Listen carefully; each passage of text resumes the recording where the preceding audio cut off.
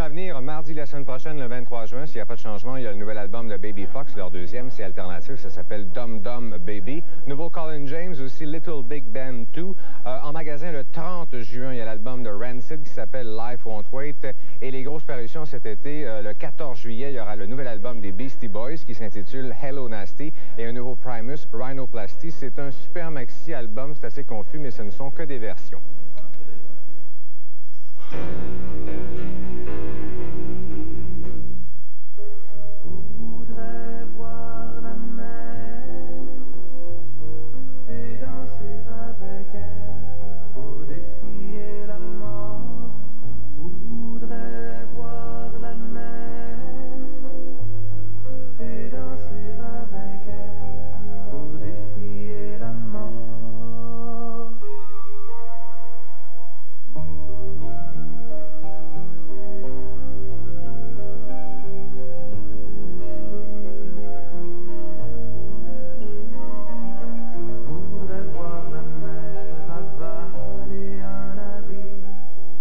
Michel Rivard nous a sorti un petit bijou maudit bonheur il y a quelques semaines de ça. C'est la chanson d'ailleurs est numéro 1 à la radio. Ça fait cette semaine, ça va l'être la semaine prochaine. Et il est juste ici.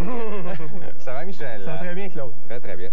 Très, très beau. Très beau et très bon. Merci les deux. beaucoup. Le kit est complet et ça va très, très bien à part de ça. Oui, je pense que je touche du bois, là, mais tout va bien. Et tu incites les gens à en acheter d'autres? Oui, le plus possible. Oui, au moins 3 copies quand même. 3 copies chaque. Oui, d'accord. Des deux côtés. T'as pas de spectacle? J'ai pas de spectacle encore. Je vais participer à la fête à Zacharie, au Francophonie, qui est vendredi le 25, je crois. C'est un bon ami à toi. Oui, c'est un grand chum et c'est un artiste extraordinaire. C'est un plaisir d'aller là. Mais mon show à moi s'en vient à l'automne. OK. Alors, je prends des vacances cet été, puis j'arrive avec le show à l'automne. Ça va refléter l'album? Hein? Tout à fait. C'est pas la version fausse de Maudit Bonheur? Non, non, non. Ça va être tout à fait dans cet esprit-là, dans cette ambiance-là, avec sensiblement les mêmes musiciens puis les mêmes atmosphères. OK. Ton choix, tu m'expliquais avant d'entrer en Étrange choix musical. De Michel Rivard, je pense que c'est un peu normal. Et c'est le choix d'aujourd'hui, mettons. Oui. C'est-à-dire que ce sont ni mes albums préférés au monde, ni des parutions récentes, pas trop récentes. Ce sont tout simplement des albums que j'ai écoutés au cours de l'année dernière et qui m'ont apporté quelque chose et que je trouve que les gens connaissent pas assez. C'est des albums qui, pour moi, sont importants et puis je voulais en parler un petit peu ce matin. Parce que Kate et Anna McGarrigle, on connaît le nom comme ça. Moi, je les connais depuis Kate et Anna McGarrigle, c'est deux auteurs-compositeurs extraordinaires, anglophones du Québec, très québécoises. Francophones, là aussi. Francophones aussi, ont été élevées dans les deux langues. Elles sont extrêmement connues dans les milieux branchés des auteurs-compositeurs aux États-Unis. Ici, elles sont pratiquement ignorées. C'est vrai, Sur mon disque, elles font les voix dans la chanson Pars mon bel oiseau. Je les ai invitées parce que je les aime trop, je voulais chanter avec elles. Alors, cet album-là, Matapédia, est un petit bijou.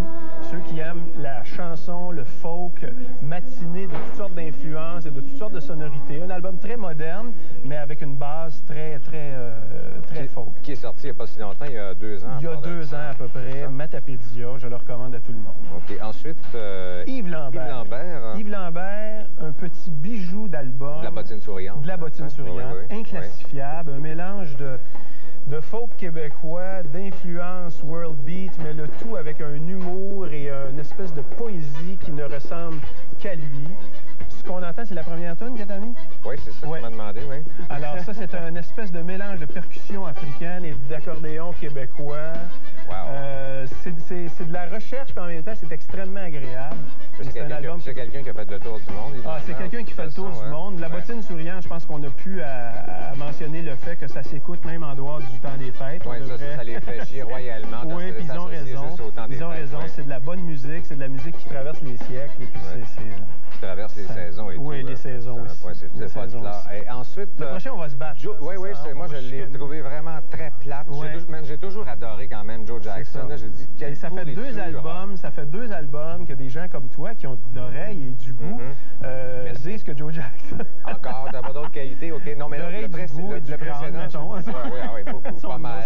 On partage ça. En effet. Écoute, le précédent qui s'appelait Night Music et celui-ci qui s'appelle Heaven and Hell sont, tant qu'à moi, des albums extraordinaires, mais qu'on ne peut pas juger sur les critères pop ou rock. Il faut faire un move dans une autre direction.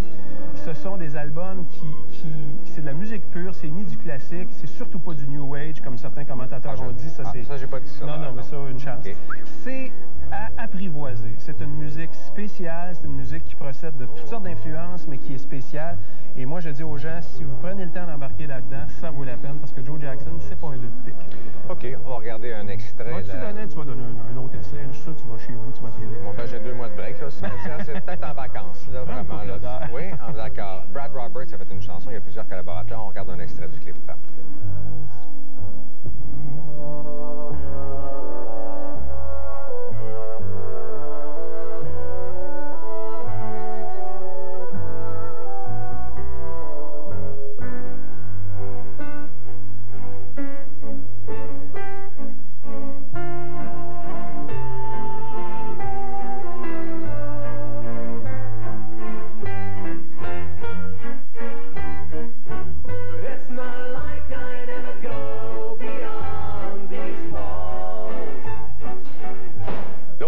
Bizarre truc dont tu nous parles. C'est québécois à part de ça. Edgar Bory. Edgar Bory qui est à la fois un personnage et un groupe. Okay. C'est quelqu'un? C'est quelqu'un dont on ne connaît pas l'identité. Okay. Alors, son identité réelle, moi je la connais, mais je ne vous le dirai pas. D'accord. Puis je pense que tu ne le connaîtrais pas de toute façon. Mais c'est un pseudonyme, c'est en même temps un groupe et c'est une philosophie. C'est un spectacle. C'est de la chanson poétique et théâtrale, faite par des joyeux fous. Les textes sont magnifiquement bien écrits. Le gars a une voix qui peut nous rappeler un peu Serge Reggiani, une espèce de belle voix ronde, une voix très agréable, très chaleureuse. Les arrangements, selon les chansons, peuvent être très simples, piano, solo, ou alors complètement éclatés dans l'électronique. Ah oui? Ah oui, et la pochette est magnifique. C'est un petit bijou, c'est une œuvre d'art. Je conseille aux gens d'écouter ça et même d'aller voir le show, si le show passe par chez eux.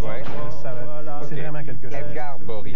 Ils ont 2 albums, soit dit en passant. C'est le deuxième. Ensuite, Ron Sexsmith. Non, on va se battre encore. Il y a quelqu'un qui est brisé. Enfin, moi, c'est pas que je respecte beaucoup, mais je peux pas tout aimer, bien sûr. Et ça, moi, ça me donne la chair de poule un peu, c'est ça. Mais pourquoi est-ce que je l'aime? Bon, moi, je vais te dire pourquoi tu l'aimes pas, c'est parce qu'il chante pas très bien. OK. Ah non, ben j'aime Yoko Ono, tu sais. Tu sais, fait que on va se battre. OK. Non, mais je trouve qu'il écrit de très belles chansons. Je trouve que c'est un poète. Il met ses chansons dans des petites ambiances très simples. C'est Mitchell Froom qui réalise ça. Moi, c'est une de mes idoles au point de vue réalisation.